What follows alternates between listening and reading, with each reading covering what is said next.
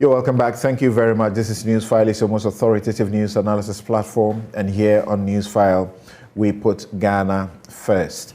Also joining us now is Linda Ofori-Kwafo, Executive Director, Ghana Integrity Initiative. That is the Ghana chapter of Transparency International. And she's also on the board of Transparency International. I think the only African woman on that board. I remember how that was celebrated in 2020, thereabout, or 2021. Thank you, Linda, for making time to join us. But let's quickly deal with the revised terms and deadline for the bond issues, as in the debt exchange program. Yes. So help us to appreciate. Something has happened that if you guys had not, protested and done the things you have done, will not have been available. So the minister that you have accused of not listening, and the government that is not, just trying to impose things on citizens, has at least listened. So, not listened enough, because you hear headline, if we go with the proposals made by the government, the memorandum, we are going to lose about 60 to 88% of the value of the bonds. And that's the research that's been shown. That's a research result that we have. Losing about 60 to 88% of the value of the bonds. So this is no offer at all. Rather, you hear lawyers, even on lawyers' platform, you see them raising this expropriation, Article 20. Illegal taking of citizens' money. So Sam, the simple thing is that when we talking about lawyers' platform, there's a concern that the Ghana Bar Association should be heard, and it's not being heard. Excellent. Yes. Senior lawyers have raised it, and it's something that maybe the leadership of the Bar Association should do, because you see the Christian Council has been heard, the Catholic bishops, they, as usual, for them, even during the PNDC regime, they were the bulwark of our democracy, because they stood up against the PNDC regime and all that, right? So they've been heard. I mentioned Christian Council, then organized labor. You've seen IEA, you've heard IFS, Dr. John Kwachi, and so on and so forth. So we've heard even Alan Tremanting. Oh, excellent. Except that Alan, I have to be careful. Once he believes in exemption for the individual bondholders. Yes, because, as I say, let me be careful. From what I see right now, is the easiest thing to do, because overwhelming majority of our people support the exemption. So it's the easiest thing to do. For me, when Alan sat in government and the ship sank last year, I became very wary of his politics. The same for Baumia. Baumia was talking in opposition. When the fundamentals are weak, the exchange rate will expose you. Last year, the exchange rate. So let's talk about the new terms. The new terms for individual bondholders.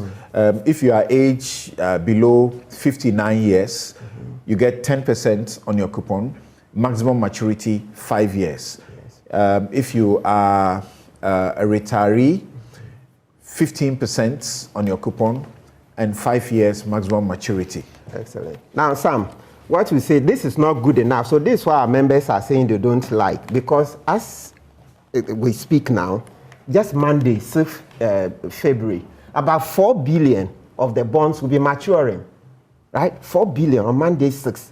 Then you go to about 20th February, another 4.2 or something will be maturing. So the point I'm making is that lots of people are about to get paid anyway. So there's no incentive. There's no incentive for them to sign on. That's it. And then you go on for the rest of this year up to November. Then next year, 2024, 2025, 2026. So the finance minister, last Friday, not yesterday's Friday, the Friday before the last week, he gave us a firm promise that government will honor the existing bonds. And then sure enough, on Monday, Daily Graphic, both the online and the hard copies, the story came out that government will honor the existing bonds. So Sam, once the existing bonds are good, they are good. He's subsequently raised issues of tradability, and we don't want to get in there. Our technical committee has advised us that let's listen to Deputy Minister John Kuma on this. John Kuma was on the Super Morning Show, and people think he almost repeated what he had said earlier that people felt was misspeak. All the old bonds with new ones. And so you created a risk for those who were holding the old bonds. In the sense that if they have to, an individual bondholder has a liquidity challenge and he wants to trade off his bond, he needed a market to trade in. And because you have transitioned all the old bonds to the new ones, he's virtually going to get maybe 10% of the value of his bond. So for instance, let's say I have a bond of 1 million Ghana cedis as an individual bondholder. If we finally transition to the new bonds, there will be no market, especially in the secondary market for me, in case I have a liquidity challenge. I cannot trade that 1 million cedis that I have for immediate liquidity. And that may cost me to receive maybe just 100,000 out of the 1 million. And so we realized that by default of the new arrangement, you are disadvantaging the individual bondholders. So let's give them an option. Now the option is that individual bondholders can still choose to exempt or choose to stay out. But in their own interest of future liquidity challenge, we are encouraging them to also take a new bond that we are issuing specifically for the individual bondholders, which we said 59 years and below, you're going to get 10% coupons. It's no longer zero, as we announced earlier. It's gone to 10% per annum, and then the maturity from 15 years is reduced to 5 years. So clearly, this offers a huge opportunity for individual bondholders to now come on board. And those above 59 years too, they will even have coupon rate of 15% and maturity reduced to 5 years. The advantage, even though it's voluntary, the advantage for taking these new bonds is that in case of future liquidity challenge, you are still able to trade your new bonds and get the value of your bond. Rather than, so let me advise those who want to just hold to the old bond, if that is what they prefer, is that you have to hold on till end of maturity. So if your bond will end in 2027, please, no matter your situation, don't try to sell it. Why shouldn't you try to sell it? Because there will be no market. Right. So that is the risk.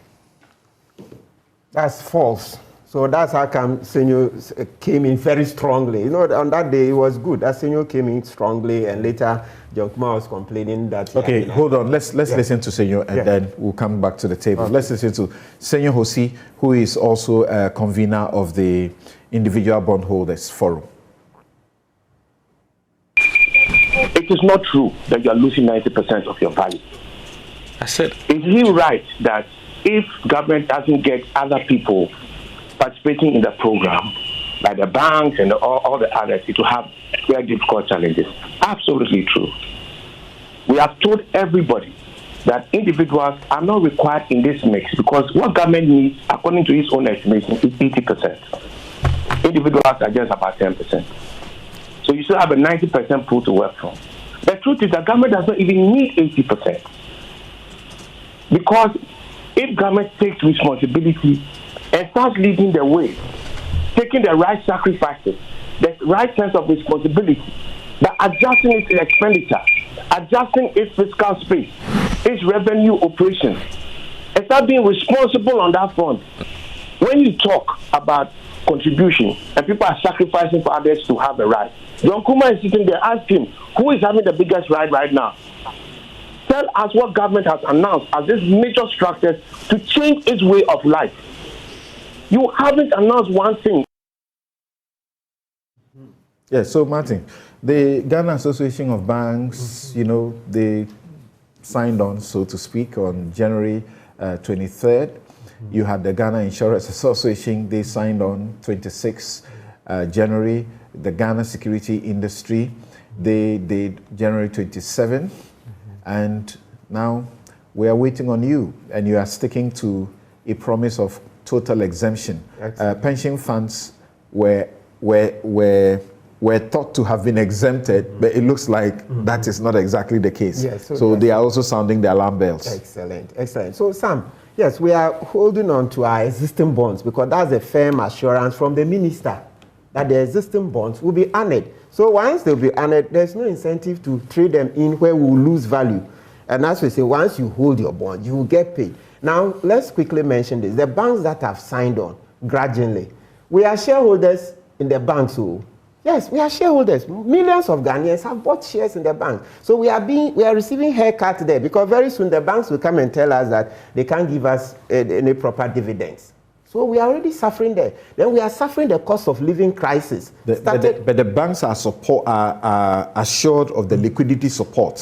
We don't have from the fund that is being set up. Yes, we don't have clarity on its structures and all that. You know, the banks had to gradually sign on because of fear that, you know, they may be victimized and all that. They are not happy.